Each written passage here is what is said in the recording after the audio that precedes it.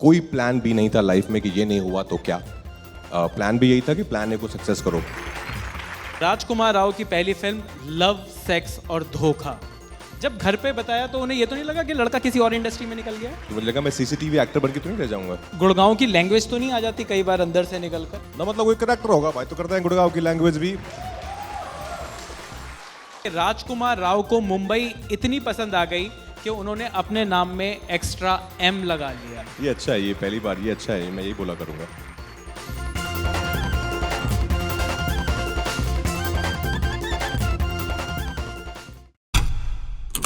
गौर से देखिए इस आदमी को।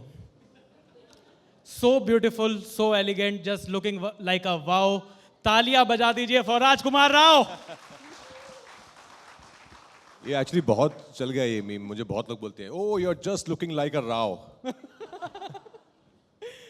पर राजकुमार भाई, गुड़गांव दो चीजों के लिए फेमस है। एक 24 घंटे ठेकों के लिए और एक 24 कैरेट गोल्ड एक्टर राजकुमार राव के लिए। तो क्या मुंबई पहुंचकर वो गुड़गांव वाला लड़का खो तो नहीं है, या वो गुड़गांव वाला बात है अभी भी? नहीं, अंदर तक आई थिंक 100% गुड़गांव ही है। शराब में पीता नहीं तो ठेकों की मुझे जानकारी नहीं है। लेकिन अंदर से जो लड़का गुड़गांव से निकला था ये सपना लेकर कि मुझे फिल्म्स में एक्टिंग करनी है, फिल्म एक्टर बनना है, वो आज भी वैसा ही है। वो आप जो मेरे जानकार हैं, मेरे आसपास के लोग हैं, उनसे भी बात करेंगे तो वो जो, बिकॉज मुझे लगता है कि उस रियलिटी को कभी खोना नहीं चाहिए। आप जहाँ से आए हैं अपनी रूट्स को कभी छोड़ना नहीं चाहिए, क्योंकि फिर आप बहुत फेक हो जाएंगे और वो फेकनेस आपके काम में झलकेगी। लोगों को मेरा काम शायद इसलिए पसंद आता है कि वो रिलेट कर पाते हैं। लोगों को लगता है कि ये इस किरदार के जीवन को जी रहा है, ऐसा लग रहा है। वो मैं जी इसलिए पा रहा हूँ क्योंकि मैं अंदर से उतना ही अपने आप को रियल रखने की कोशिश करता हूँ कि वो रियलिटी मैं पर्दे पर भी उतार पाऊँ। पर गुड़गांव की लैंग्वेज तो नहीं आ जाती कई बार अंदर से निकलकर? ना मतलब कोई करेक्टर होगा भाई तो करते हैं गुड़गांव की लैंग्वेज भी। पर ये ज्यादा जो है करेक्टर मिला को ना गुड़गांव के। Of course I know the language, but as of now I haven't gotten many opportunities जहाँ पे मैं अपनी गुड़गांव की लैंग्वेज निकाल पाऊँ। पर अभी तक किसी कोई लड़ाई झगड़ा हुआ नहीं है। पर जब ये होता है अगर तो सबसे पहले आता है क्या बात होगी। राजकुमार, ऑडिशंस लाइफ की बात करते हैं, क्या अभी भी वो टाइम याद आता है आपको ऑडिशंस का? कैसा टाइम था वो ऑडिशंस का जब आप ऑडिशंस के लिए तैयारी किया करते थे? बहुत ही अच्छा और बहुत ही ज़रूरी टाइम था। तो आई थिंक जब आप किसी चीज़ के लिए बहुत मेहनत करते हो तब जब वो चीज़ आपको मिलती है तो आपको उसकी कद्र ज़्यादा होती है, मुझे लगता है। और ऐसा ही सब फिल्मों में होता है कि आप जुहू बीच पे भाग रहे हैं और कोई डायरेक्टर ने बोला यही चेहरा, यही लड़का मुझे चाहिए था। ऐसा आई थिंक मिलियंस में एक होता होगा। मेरे साथ तो नहीं हुआ, मुझे बहुत मेहनत करनी पड़ी। और पता था, इस बात की जानकारी थी कि मेहनत करनी है, क्योंकि किसी को जानते नहीं थे। जैसे उन्होंने कहा कि सर ने कहा पहचान नहीं थी, सिर्फ काम की जानकारी थी थोड़ी बहुत, जो अभी भी सीख रहे हैं। लेकिन 2 साल बहुत संघर्ष रहा। सुबह घर से निकलते थे और ये था कि जितने लोगों को मिल सकते हैं, जितने ऑडिशंस दे सकते हैं वो देना है। क्योंकि इस शहर में, क्योंकि मुंबई ऐसा शहर है आपको बहुत आज़ादी देता है, बहुत फ्रीडम देता है। लेकिन मैंने कभी उस आज़ादी का गलत इस्तेमाल नहीं किया। मैं बहुत क्लियर था कि मैं इस शहर में क्यों आया हूँ। मेरा फोकस बहुत क्लियर था। तो मैं सुबह निकलता था और रात को अपने घर आता था और घर आकर भी कुछ ना कुछ एक्टिंग पे काम करता था, जिससे कि ऐसा लगे कि जिस चीज़ को आप इतना प्यार करते हैं आप उसके लिए वक्त ही नहीं दे रहे हैं जी। उसके ऊपर भी काम। बिकॉज आर्ट ऐसी चीज़ है, you keep growing as an actor. The more you work, the more you practise on your art form, the better you become. और वो सिलसिला आज भी जारी है। आपको संघर्ष था, कई बार बहुत बार ऐसा होता था खाने के पैसे नहीं थे। एक दिन ऐसा आ गया था कि मैं और मेरा फ्लैटमेट, मेरे अकाउंट में कुछ आई थिंक 17 रुपये थे, उसके अकाउंट में कुछ 21 रुपये थे। हमने कहा अब क्या करेंगे। लेकिन यही सब है, आई थिंक ये चीज़ें हैं, यही कहानियाँ हैं जो आपको याद रहती हैं कि वो वक्त भी था, ये वक्त भी है। और हर वक्त के लिए प्रिपेयर हैं कि कुछ लेके नहीं आए थे, सिर्फ पैशन लेके आए थे, प्यार लेके आए थे अपने काम के लिए, और वो कोई छीन नहीं सकता है। बिल्कुल बिल्कुल। तो भाई, हम जी न्यूज़ के रियल हीरोज इवेंट पर हैं राजकुमार, और एक मैंने बात पढ़ी कहीं कि जी जो नाम है उसने आपकी जो सफ़र है उसमें एक और योगदान है। जी के नाम पर किसी आदमी ने आपसे 10,000 रुपए का चूना लगा दिया था आपको। बिल्कुल लगा दिया था। आई थिंक क्या कहानी थी ZTV owes me 10,000 rupees. Of course not, I'm kidding. But हाँ, मैंने बहुत पहले डिसाइड कर लिया था कि मुझे एक्टिंग करनी है। और मुझे याद है क्लास 10th या 11th में था और हमारे घर पे न्यूज़पेपर्स आते थे हिंदी के।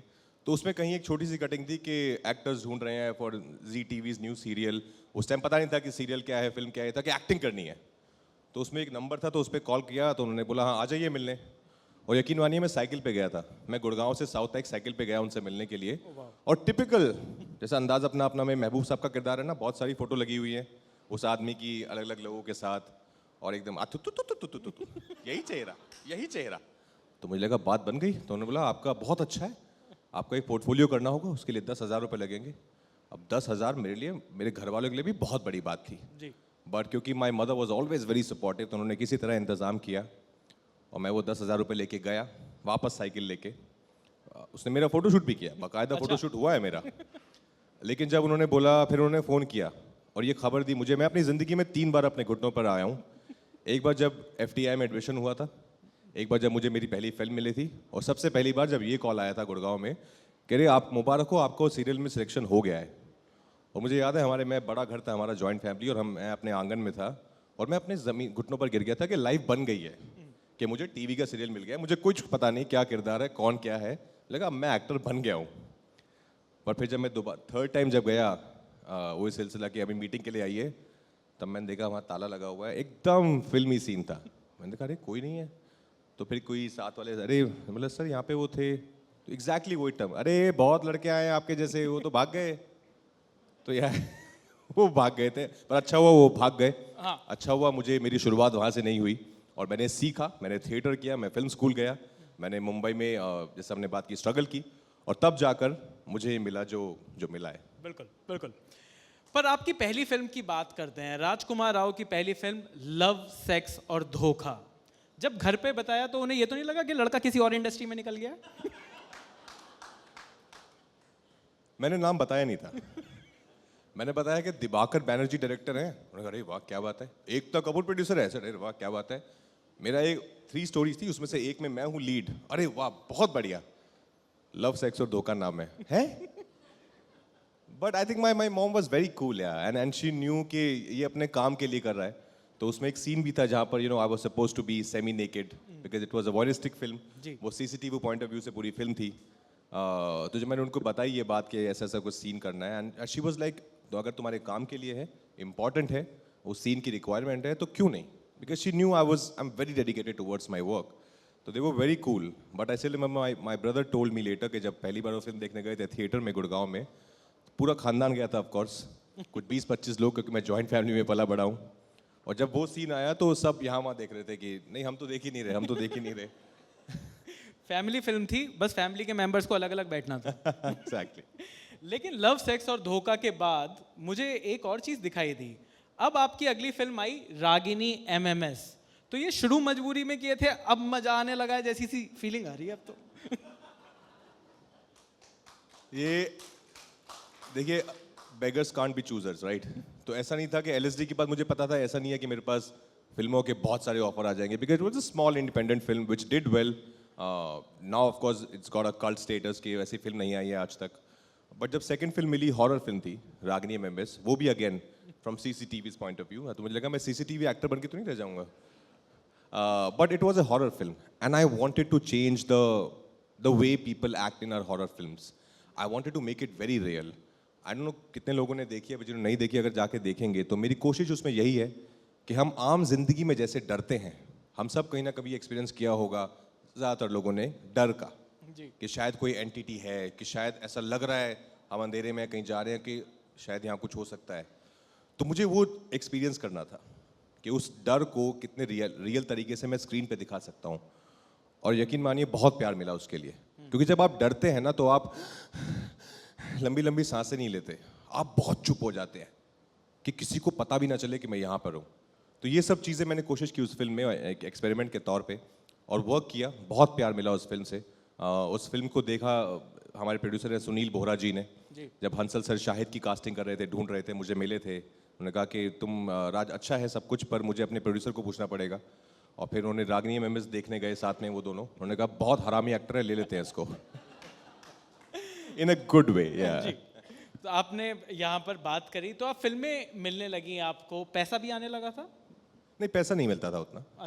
पैसा तो ऑफकोर्स, और पैसे के लिए कभी काम किया भी नहीं था। ये तो अच्छी लाइन है, मतलब बोलने के लिए तो अच्छी लगती है। नहीं, बिल्कुल नहीं। मैंने अभी भी फिलहाल में बहुत फिल्म्स की हैं जहाँ पर मैंने पैसे नहीं लिए हैं।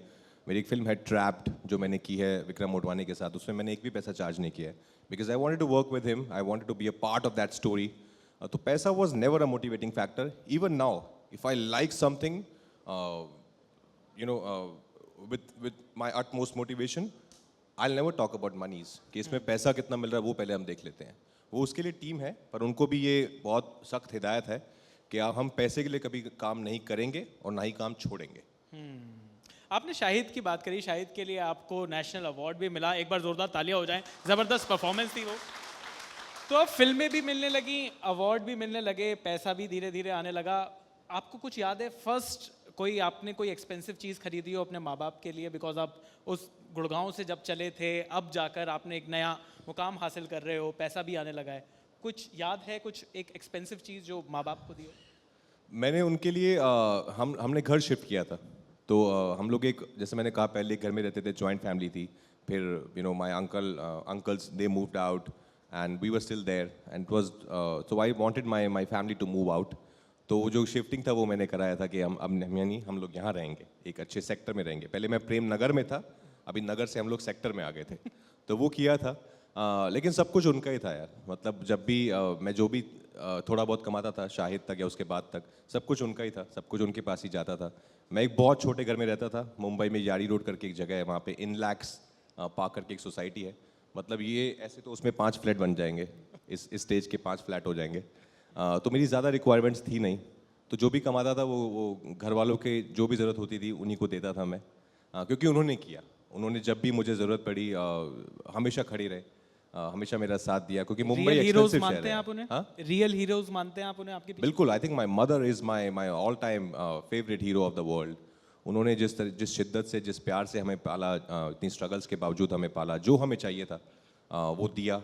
और एक अपने घर के छोटे बेटे को ये सपना देखना कि एक दिन मैं फिल्मों में एक्टिंग करूंगा, उस सपने को सपोर्ट करना. बिकॉज हम सब जानते हैं कि ये प्रैक्टिकल बात नहीं है, बहुत कम लोगों के साथ होता है, पर फिर भी सपोर्ट करना कि नहीं तुम लगे रहो. और माँ बाप क्या दे सकते हैं, apart from little bit of financial support, एक मिडिल क्लास परिवार, ब्लेसिंग्स, और एक विश्वास जो हमें चाहिए होता है कि आपका विश्वास है ना मुझ पर, आप मुझे बोल रहे हो कि हो जाएगा तो हो जाएगा. बिल्कुल. और ये सभी मदर्स के लिए भी एक जोरदार तालियां हो जाए, क्योंकि वो जो सपोर्ट है वो सपोर्ट बाकी सारी सपोर्ट्स के ऊपर है.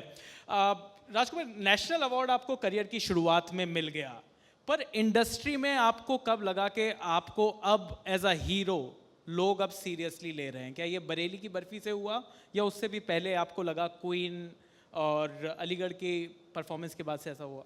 आई थिंक परफॉर्मेंस हमेशा लोगों ने बहुत पसंद की थी, पर एक हमारे यहाँ होता है, एक ब्रैकेट सिस्टम होता है कि ये इंडिपेंडेंट सिनेमा करता है या फिर ये सीरियस टाइप की फिल्में करता है. और जो कमर्शियल फिल्मों का एक ब्रैकेट है, उसमें बरेली बहुत सही बैठी थी. तो आई थिंक बरेली से लोगों ने एक नया रूप देखा. लोगों को नहीं लगता था कि ये लड़का जो शाहिद और सिटी लाइट्स जैसी फिल्में कर रहा है, अलीगढ़ कर रहा है, ये बरेली की बर्फी भी कर सकता है. आई थिंक उसने बहुत कुछ चेंज किया मेरे लिए एज एन एक्टर. उसी को देख के कहीं ना कहीं स्त्री भी मिली. तो आई थिंक बरेली से, आई थिंक वो चेंज ओवर जो आप बात कर रहे हैं, बरेली और कायपोछे, बिकॉज कायपोछे एक बड़ी कमर्शियल फिल्म थी यूटीवी मोशन पिक्चर्स की. पहली बार मेरे पोस्टर्स, होर्डिंग्स जो है मुंबई शहर में लगे थे. तो इन 2 फिल्मों से आई थिंक वो एक शिफ्ट आया करियर में. आप सेल्फ मेड स्टार हो, FTII से आपने एक्टिंग की शुरुआत, मतलब वहाँ से सीखा, कोई नेपोटिज्म वाला पैराशूट लैंडिंग नहीं हुई आपकी. आउटसाइडर्स के लिए कितनी डिफिकल्ट है ये इंडस्ट्री? क्या आपको लगा कि मतलब अगर मैं यहाँ का ही होता तो थोड़ा सा आसान हो जाती डगर? नहीं, डिफिकल्ट है, फॉर श्योर डिफिकल्ट है. चलो, किसी ने तो शुगर कोट करके जवाब नहीं दिया. नहीं, बहुत डिफिकल्ट है बिकॉज मैंने खुद देखा है. हमारे इंस्टीट्यूट के बहुत सारे लड़के हैं, लड़कियां हैं जो आते हैं पास आउट होके और बेहतरीन अदाकार हैं सब. लेकिन हर बार सबके साथ नहीं हो पाता है. वो लगे हुए हैं आज भी, एंड आई रियली होप कि सबके साथ हो, सबको अच्छा काम मिले. For example, Jaideep Ahlawat is my classmate, लेकिन it took him 13 years to get पाताल लोक, टू गेट नोटिस्ड.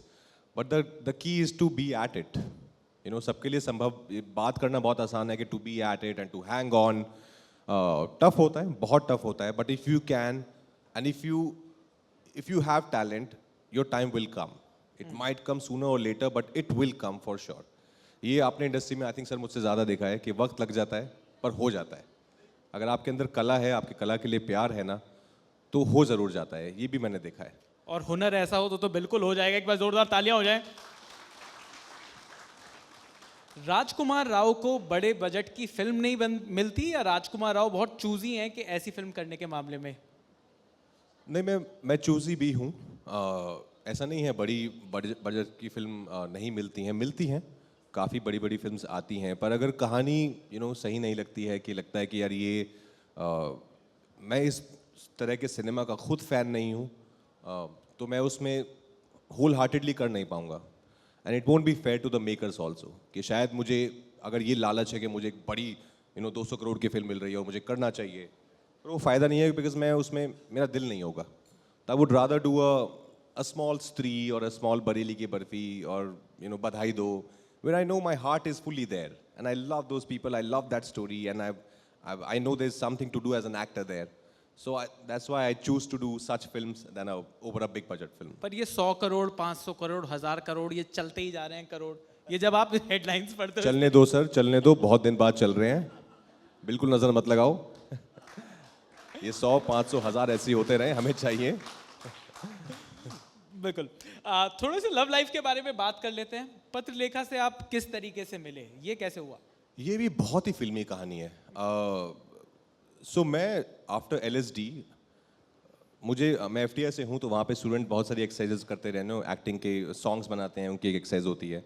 तो उसमें एक सॉन्ग बना रहा था एक मेरा जूनियर, तो उन्होंने मुझे कहा कि मैं चाहता हूँ आप इसमें एक्टिंग करें। I said why not. और उन्होंने कहा एक लड़की है बॉम्बे से और वो भी आपके साथ ट्रैवल करेगी सेम गाड़ी में। I said sure. तो हम दोनों जा रहे हैं बॉम्बे से पूना, और वो अपनी सिस्टर को भी लेके आई हैं। वो जो सिस्टर बीच में बैठी है, मैं इधर हूँ और वो उधर है, मोहतरमा। और फ्लैश कट टू ये है कि 3 महीने पहले या 2 महीने पहले आई थिंक, और ये ट्रू स्टोरी है, मैं अपने घर पे बैठ के टेलीविजन देख रहा हूँ। उसमें एक एड फिल्म आती है, एक टाटा डोकोमो करके ब्रांड था उस टाइम, उसकी कुछ टैटू वाली एड थी कि अम्मा I want to show you something, and she turns and there is a tattoo on her lower back. And I saw that ad and this thought just cross my mind कि what a sweet girl है, I wish I could marry her. And I had no idea who the girl was, कि कभी मिलेंगे नहीं मिलेंगे, ऐसे हवा में। ये गुड़गांव वाला है कि लड़की देखी भाभी है तुम्हारी। नहीं, ऐसे रुमाल नहीं रखा, बहुत प्यार से बोला कि what a sweet girl, I wish I could marry her, and not like अरे बहुत प्यारी है, इससे तो शादी करनी ही है। नहीं, ये नहीं। But then universe had it. After 2-3 months I was in the same car with the same girl, and I thought this is God's doing. And then of course we started chatting. Then I had to work slightly harder because she saw LSD and she thought कि this is that guy, that guy from LSD, because उनको लगा था ये ऐसा ही होगा। But the more we started spending time together, she figured out who I was, and I figured out who she is, and then it's been now 13-14 years, including 2 years of marriage. Absolutely, जोरदार तालियां। राजकुमार, अब हम एक छोटा सा आपसे 5 सवाल करना चाहूंगा मैं। इसका नाम है स्विच का सामना। स्विच का सामना। तो यहाँ पर क्या होता है, थोड़ा सा सच भी, मतलब जर्नलिज्म में ना एक सोर्सेज होते हैं, सूत्र के अनुसार। तो कुछ बातें हमें अपने सोर्सेज के अनुसार पता चली हैं आपके बारे में। आपको बताना है कि ये हमारे सोर्सेज सही हैं या फर्जी हैं। पहला सवाल है, राजकुमार राव को मूवी क्रिटिक्स बहुत पसंद हैं क्योंकि इन्हें ज्यादातर क्रिटिक्स चॉइस अवार्ड्स ही मिलते हैं। मुझे पसंद है, मैं ये नहीं कहूँगा सब पसंद है, बिकॉज आजकल हर कोई क्रिटिक बन गया है।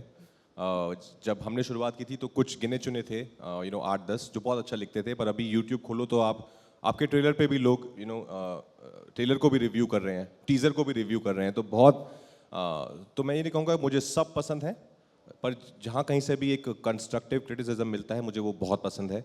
लेकिन क्रिटिक्स अवार्ड मिलते थे, पर अभी टचवुड लास्ट ईयर जो है बधाई दो के लिए best actor popular film fair मिला है। तो आई थिंक वो क्रिटिक्स से पॉपुलर की जो एक जंप है वो हो गई है। पर रिव्यूज पढ़ते हैं आप? मैंने जैसे कहा सब नहीं पढ़ता हूँ, कुछ लोग हैं जो मुझे जिनकी राइटिंग बहुत पसंद है तो उनके मैं रिव्यूज़ पढ़ता हूँ, पर वो बहुत गिने चुने हैं। दूसरा जो सूत्रों ने हमें बताया है वो ये है कि राजकुमार राव को मुंबई इतनी पसंद आ गई कि उन्होंने अपने नाम में एक्स्ट्रा M लगा लिया। ये अच्छा है, ये पहली बार, ये अच्छा है, मैं यही बोला करूँगा। नहीं, वो एक आई थिंक एक डिसीजन था जो मेरे आसपास के लोग हैं जो मुझे बहुत प्यार करते हैं, उन्होंने कहा कि ये कर लेते हैं। एस्ट्रोलॉजी ऑफ कोर्स है, एक साइंस है उसके पीछे, और मेरे बहुत द्वंद्व चला, अंतर्द्वंद के, पता नहीं, I don't know, I am not a strong believe, I am not a staunch believer, but I said you know everybody around me is saying कि do it then why not, so I thought कि ठीक है try करते हैं। तो वो किया, तो इसलिए वो एक्स्ट्रा एम है। तो वो शुरुआत में ही लगा लिया था या बीच में जाकर हुआ? नहीं, आई थिंक 2013-14 के आसपास। ओके ये वाला र्यूमर मुझे काफ़ी इंटरेस्टिंग लग रहा है, मतलब ये जो सोर्सेज ने बताया हमें कि राजकुमार राव ने पत्रलेखा को प्रपोज नहीं किया, बस उन्होंने अपने फ़ोन की रिंगटोन लगा ली, ठुकरा के मेरा प्यार मेरा इंतकाम देखेगी। ये सच है क्या? सर जब से मैं और पतले का एक दूसरे को जानते हैं तब तक ये गाना आया नहीं था और लकीली प्यार ठुकराया नहीं गया, तो मुझे जाके आईएएस नहीं बनना पड़ा। पर कल्ट गाना हो गया ये। हाँ, ये फिल्म बहुत कल्ट है अपने आप में। मैं जब भी जाता हूँ, हम पूरा हिंदुस्तान घूमते हैं शूटिंग के लिए, स्पेशली छोटे शहरों में जब हम जाते हैं, तो वहाँ कितने लोग, 10 में से 7 लोग हैं जो यही बोलते हैं कि सत्तू शादी में जरूर आना सर, पार्ट 2 बनाओ, पार्ट 2 बनाओ। और सर आपके चक्कर में हमने आईएएस तैयारी कर ली, which I think is great if you can inspire people to sit for UPSC and work hard, because हम सबका दिल टूटा है इस देश में, हम सब हैं जो थोड़ा थोड़ा दिल जले हैं, तो उसमें अगर आप उस फायर को अपने अच्छे काम में लगा सकते हैं then why not? बिल्कुल।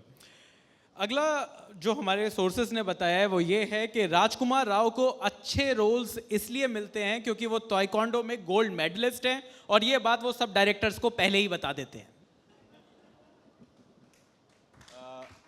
पहला वाला सच है कि मैं ताइक्वांडो में नेशनल गोल्ड मेडलिस्ट हूँ 2-3 टाइम्स, पर ये बात एक्चुअली मैं अपने डायरेक्टर्स को कभी नहीं बताता हूँ कि मैं ताइक्वांडो में गोल्ड मेडलिस्ट हूँ, बिकॉज मैं नहीं चाहता कि वो ज़बरदस्ती का एक उसमें एक्शन सीक्वेंस डाले। पर एक्शन तो फिल्म में आज वही 500 करोड़ 1000 करोड़ सब एक्शन ही चल रहा है, आपको नहीं लगता ये बात आपको विजिटिंग कार्ड पे छपवा लेनी चाहिए?